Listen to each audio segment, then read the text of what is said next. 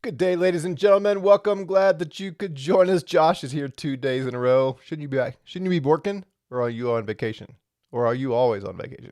Anyway, good to have all of you with us. Glad that you are here. So we are looking at some challenging passages for New Covenant theology. We're kind of winding down this series. We're getting close to the end, and there are a few passages that give us some trouble, admittedly, and we need to be honest with that and take a look at it. And as I'll show you today, just like yesterday, this particular passage also gives trouble to covenant theology. So, in addition to walking you through how I see it, I want to kind of prepare you when dialoguing with our brothers from the covenant theology and reformed camps, help you not give in, capitulate just because they have some reasonable questions for us as we look at this. So we're going to look at Ephesians 6, 1 to 3 today.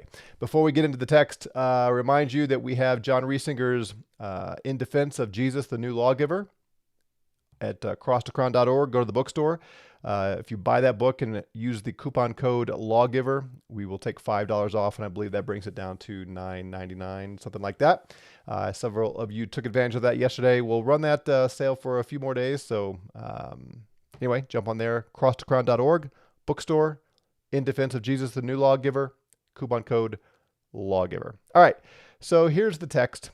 Ephesians 6, 1, 2, and 3. In the literal standard version, it says, "The children, obey your parents in the Lord, for this is right. Honor your father and mother, which is the first command with a promise, quote, that it may be well with you and you may live a long time on the land," end quote. Now, if I were a Reformed / covenant theologian, or maybe more accurately, when I was a Reformed / covenant theology adherent, this is a passage that I used to contradict, to oppose New Covenant theology, because he just flat out quotes the Ten Commandments. He says, "Children, obey your parents." And then he just quotes it. There's no explanation. There's no qualification. He simply quotes straight out of the law of Moses, "Honor your father and mother." And then he gives his commentary of the commands, which would be the 10 commandments, the 10 words, or at least it would include the 10 commandments. He says, of all those commands, this is the first one that is by promise or with a promise, and then he quotes the promise. So as you're reading it, it sure sounds like he is saying children should obey their parents. This is right. How do we know it's right? Because it's in the law.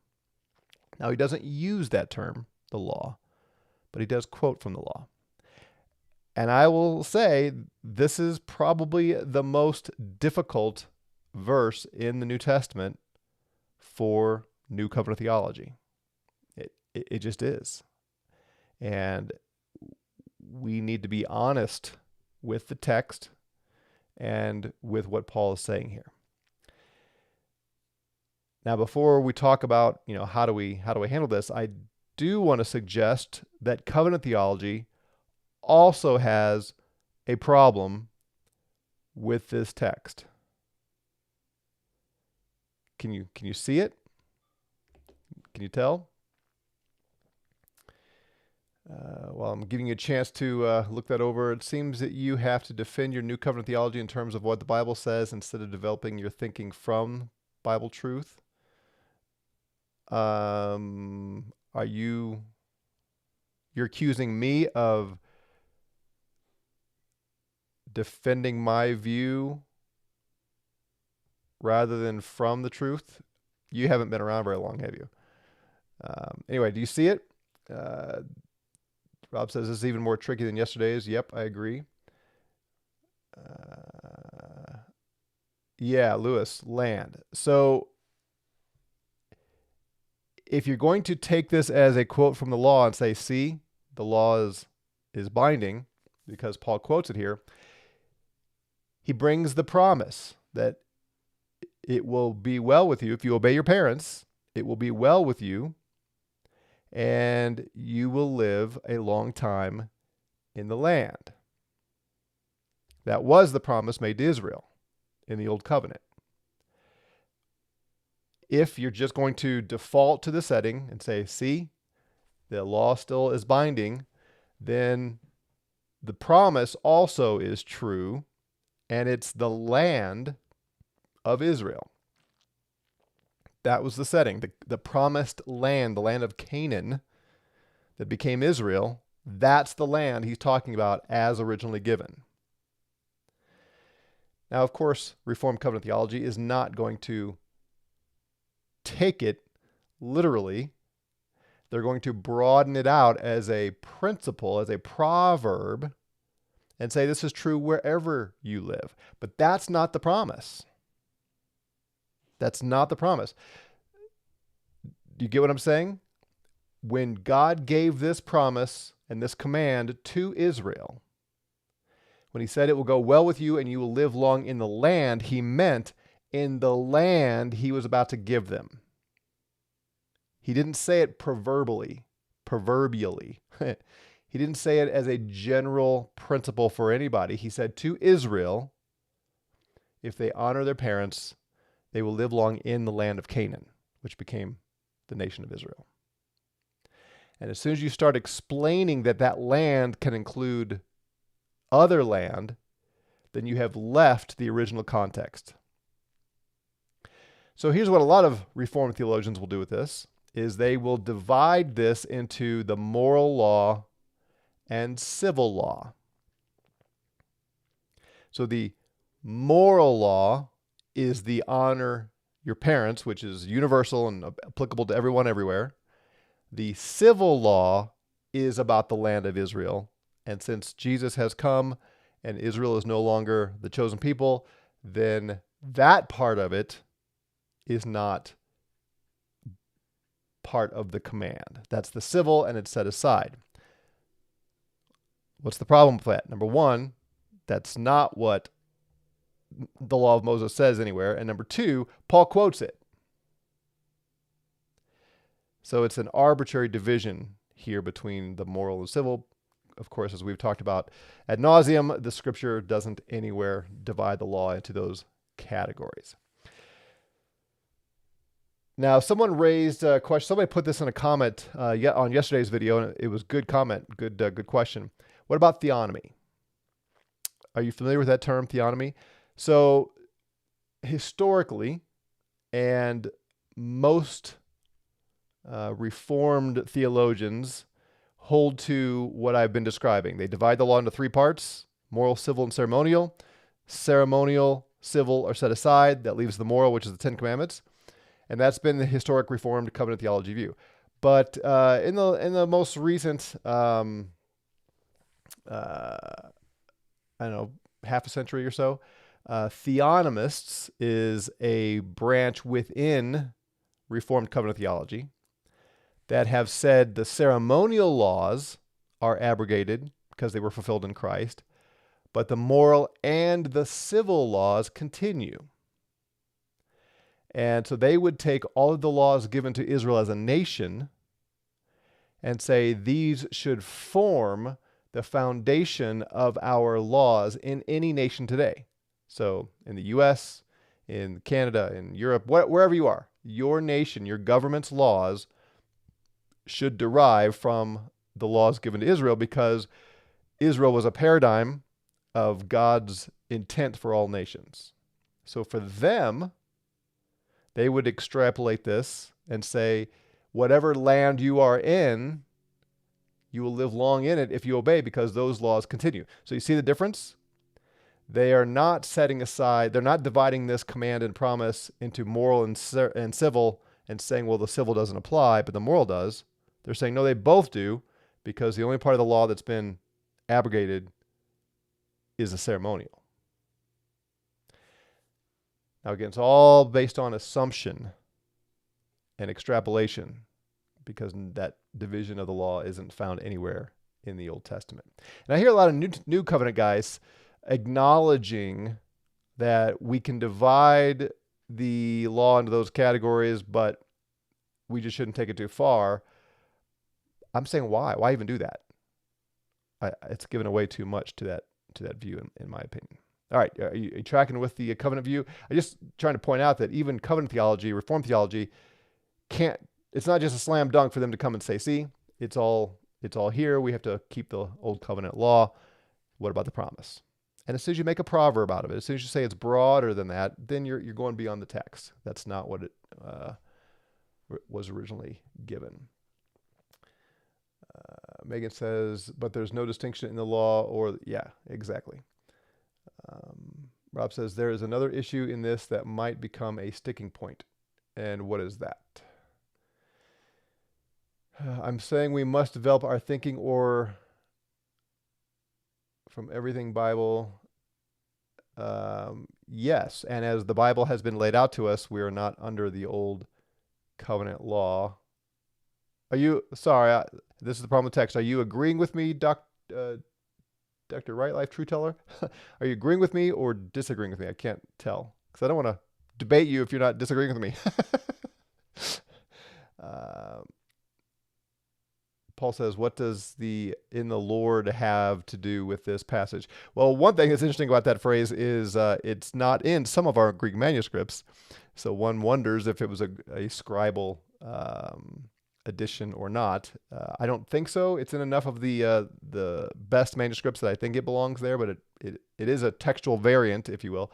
I think, and I'm not going to take the time to unpack all of Ephesians here, but I think obey your parents in the Lord. A lot of these families come from pagan backgrounds, and he's not just giving a blanket statement that you have to obey your parents no matter what they say. If they lead you down to the local temple to start worshiping Zeus, then you are not required to obey that. So I think he's saying,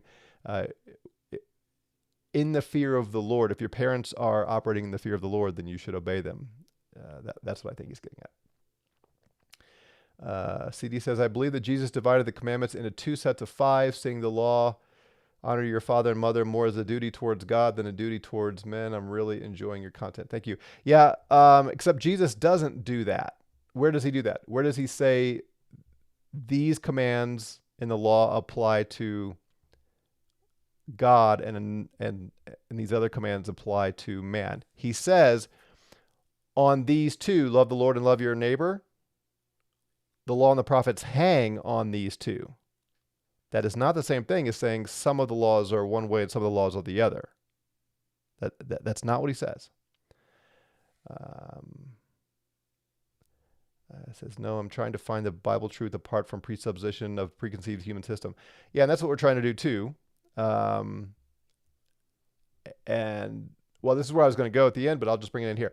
And this is why I hear New Covenant theologians, and maybe I've even said this myself, we sometimes describe New Covenant theology as a system that is opposed to the system of covenant theology and the system of dispensational theology.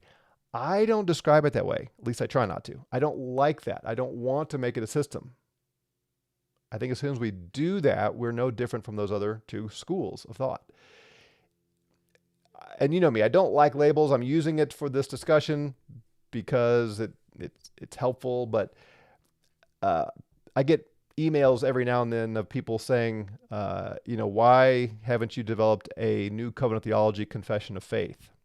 And someone has done it. Jeff Olker's group, was it Steve Larson? Somebody knows. Josh, you probably know this name. Well, why can't I get his name? Anyway, someone had done that at one time. And I appreciate the thought, but it does kind of, in my opinion, defy the principle of New Covenant theology to develop a confession of faith, because the point is we're trying to be careful not to systematize this. and leave room for some differences of opinion. Now, at Cross the Crown, we have a statement of faith, and that might cross the line into systematizing, but I would say it's intended, at least for us here at this ministry, to be helpful to explain to others where we're coming from, but it's malleable. Is that the right word? I'm willing to change it. We are willing to change it as we grow in our understanding of things, as we continue to study and learn.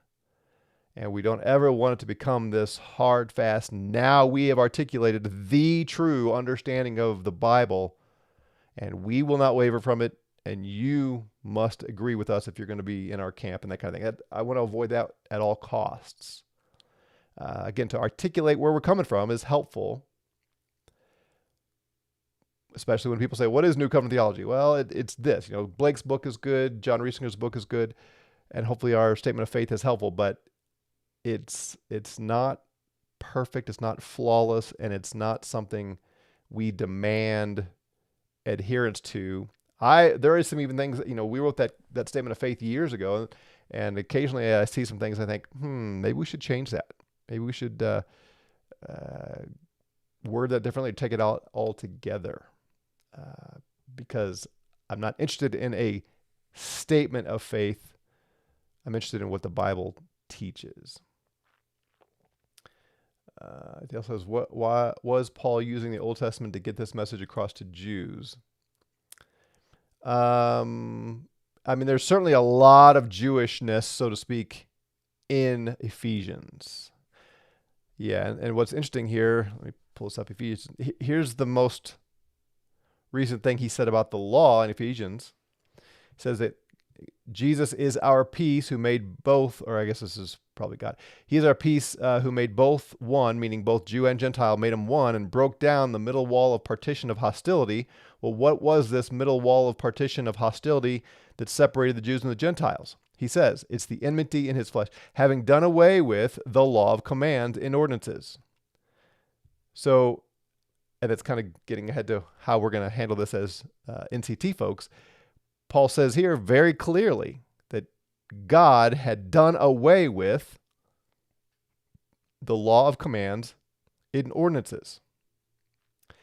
So it seems unlikely that he would then come a couple chapters later and impose one of those commands on Christians when he just previously said God did away with those commands. So we'll come back to that in a second. Let me take a couple more comments here. The land issue is only found in Deuteronomy 5, not in Exodus 20. Does this mean the law is only the first part and not both parts of the law? Yeah, we see that on the Sabbath too changes from Exodus and Deuteronomy. So Deuteronomy they're heading into the land. In Exodus they are not quite there yet. So no, I think it's all the law. So I wouldn't go there. How does Paul's command here imply the law is still binding? Well, I don't think it does, but if I were trying to make that argument, then I would certainly put the burden of proof on you and me to say, then why does Paul quote it if he doesn't think it's binding on us? CD says, I don't agree with what the Jews believe, but was just pointing that out. Are you referring back to the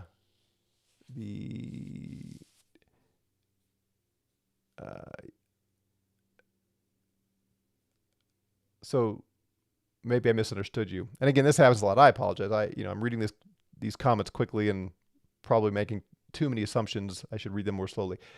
The Reformed guys do believe the first table of the law, the first, 2 tablets. The first tablet was Godward, and that's the first 4 commands. And the second tablet contained the remaining 6 commands, and they were our horizontal man-to-man commands. And I don't think it's what's going on there at all. But I think we covered that in a different. How does Paul? Oh, I just read that. I would love to know the main differences of NCT and progressive covenant theology. It seems. Yeah, maybe before we wrap this series up, we'll spend some more time there. All right, so admittedly, this is difficult. What I think Paul is doing, especially in light of what he just said about that law of ordinances and commands being abolished, being taken away, I think he is showing this command to obey your parents is important to God. Look that when God gave this command in the old covenant, he attached a promise to it. That's how important it was back then. It's the first command that he made a promise to the Jews regarding that if they obeyed, if they honored their parents, they would live long in the land. It would go well with them. So that's what makes sense to me. Now, again, admittedly, I'm having to explain how and why Paul quotes directly from the Ten Commandments when everything else we have seen through the whole New Testament says we are not under that law. Paul does not give us any qualification, explanation here. He just said, I read it to you, he did away with the law of commands in ordinances. He did away with it. And then later in chapter 6, he quotes from that same law that he says is done away with. So we all have to figure that out. We all have to reckon with, why does he do that? And you may say, well, what's the big deal? So it's true in both covenants. He's just bringing it forward and saying, yep, this is now part of the law of Christ kind of thing. That's true, but the assumptions matter because covenant reform guys are going to use this to say, therefore, we should keep the Sabbath and all the other laws. When the New Testament tells us, no, that's not true, not required. So I'm just trying to be honest with the difficulty of this verse for the rest of the passages we've been looking at that just says we're not under that old covenant law. That's not our law. It was given to Israel for a specific purpose. It was all pointing toward Christ, but now we obey Christ. And obviously, yes, I'm going to say that obedience to parents is part of the law of Christ. It's part of the new covenant requirement. Absolutely. Paul says it, children, obey your parents. But we do still have to wrestle with why he quotes this. So the bottom line for me is I think he's saying we know how important this is to God because in the old covenant, he had a promise attached to it. It's the first one. And here I am repeating it to you. Paul says in the new covenant, children, obey your parents. This is right. This is right. I'm just trying to admit it's not perfectly satisfactory. Now, you may be more satisfied than I am, but I'm not completely. Could it be just that new covenant is by faith, so children may not be covered just yet? Is that regarding the in the Lord part or just in general? I'm not sure. So what does it mean when Jesus said he did not come to abolish the law? Yeah, did you watch that? I did a whole video on that one, so I'm not going to repeat that. You can go back and check that out. Exodus 20:12, honor your father and your mother that your days may be long in the land. Yep, that's what he's saying. Paul in chapter 5 starts with the imitators of God, walk in love, look carefully then how you walk, be filled with the Spirit. Then, yep, that's true. Paul says, for this is right, not because it is in the old law. Agreed. Yep. Ron says, our pastor says there are 9 of the 10 commandments in the New Testament. Yeah, ask him where the prohibition against graven images is.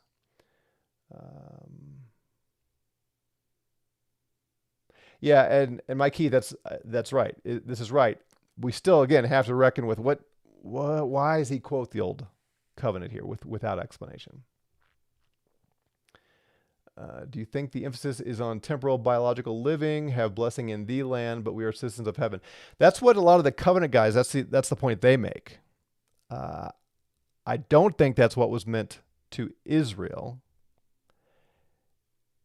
And I would take this for us in the new covenant. I'm okay taking this proverbially. I'm saying it violates covenant theology, Reformed theology, to take it proverbially. They need to take it literally because of how it was given. For us, I think, yeah, he's saying, generally speaking, well, maybe I won't say that. It is true. If you read the Proverbs, there are many, many proverbs, and which by definition are short aphorisms of general wisdom. They're not universal, they're not absolute, they're general. So generally speaking, if parents are good parents and their children obey them, the world's going to be a better place. I mean, look at all the wickedness in our world today. If parents discipline their children and children obey their parents, so much of the wickedness we see would go away. So I think it's generally true that we will live well in the land if we obey our parents, assuming our parents are in the Lord and giving godly instruction. But I don't think that's what was meant in the Old Covenant. When God gave this command to Israel and this promise to Israel, he was saying, I will cause you to prosper in this land because of your obedience. Those were the terms of the covenant. If you read the curses and blessings in Deuteronomy 28, for instance, or Leviticus 16, the blessings, if you do this, if you obey my laws, I will cause you to prosper. It's not a proverb as given in the law. Do you see this? This is the point I was trying to make earlier. Maybe I didn't say it well. When God gave the command to Israel with this promise that they will live well in the land and live long, he was not saying, because generally it's true that obedient kids prosper and live well. That was not the point of the law. That was not proverbial. It was a promise that God would cause them to prosper because they were obeying his commands. That's very important. Because like all of the other commands, God says, if you obey me, I will do this and this and this. You will have military victory over all of your enemies. Not because keeping the commands made them better soldiers, but because God would bless them by granting victory because of their obedience. Remember when God gave them extra food, extra manna for the Sabbath day, and then the other days it rotted if they didn't eat it quickly enough? That had nothing to do with wisdom and the benefits to the Jews of obedience. No, it was direct prosperity and well-being because of obedience. That was how it was given to Israel. So if we're going to say that Paul is directly quoting this and therefore extrapolate that all of the commands of the Old Covenant are binding, then we have to limit this to prosperity in Israel if we're going to be consistent. And I'm saying the rest of the New Testament tells us that's not true. It's not how it works. So this can't be simply bringing forward the command and applying it to Christians. I think we as New Covenant theology can take this proverbially and say, generally speaking, we will live well if we obey our parents. But either way, and getting back to Mike's statement, the bottom line is Paul says, children, obey your parents. This is right. This is the right thing because this is what the Lord wants. And we now know that, or we're reminded that's what God wanted in the Old Covenant as well. Some translations may say earth. Yeah, that's true. The Greek word "gay" is the word that is translated land or earth, and eretz is the Hebrew word. And so often in the prophets, especially, but even back in the law, it would be better if they always translated eretz as land, and then let us interpret it based on the context as to whether it's broader than the land of Israel. Because it is used for the land of Israel, and sometimes it seems to be broader than that. But when you hear earth, when you read earth, you think, oh, the whole world. Much of the time, it means the land of Israel or land of Canaan as opposed to the whole earth. So yeah, that's confusing. They should translate it land. The law requires perfect every time obedience from totally depraved, rebellious sinners. Yep, indeed, indeed. All right, so all this to say, I mean, this is hard, and if I were a covenant guy, I wouldn't let up. I'd beat you down with this. But now, hopefully, you have a little bit of preparation to respond and say, okay, what about the land? And watch them try to explain how land doesn't have to be the land of Canaan, land of Israel. Again, I'll say, as New Covenant folks, be careful about forming a system here. Let's be honest with the difficulty. And again, there's tension. Chapter 2, he says, the law of ordinances has been done away with. And now he's quoting the Old Covenant law. We do have to explain that. And don't be so rigid. And don't become like covenant theology. Say, yep, it's hard. But these other passages in Ephesians and elsewhere seems to say very clearly that we're not under that law. So what do we do with this one? Well, here's my best understanding. But don't let this one verse overturn all the other passages we've looked at, because you can pile them up over and over and over again. And we see in the whole flow of history in the Bible, biblical history, as laid out in the scripture, the law of Moses was for Israel. Period. So don't give up that simply because this verse is a little more difficult. And also don't develop a system that is so rigid that you're not willing to wrestle through these things and say, yeah, there's some tension here. All right. Tomorrow, I'm thinking right now anyway, we will look at James. There's a couple statements that James makes that also can be a little bit difficult for us. So that's what I'm thinking about doing. We'll see. We'll see if I change my mind between now and then. Have a great day, everyone. Grace and peace to you. We'll see you tomorrow.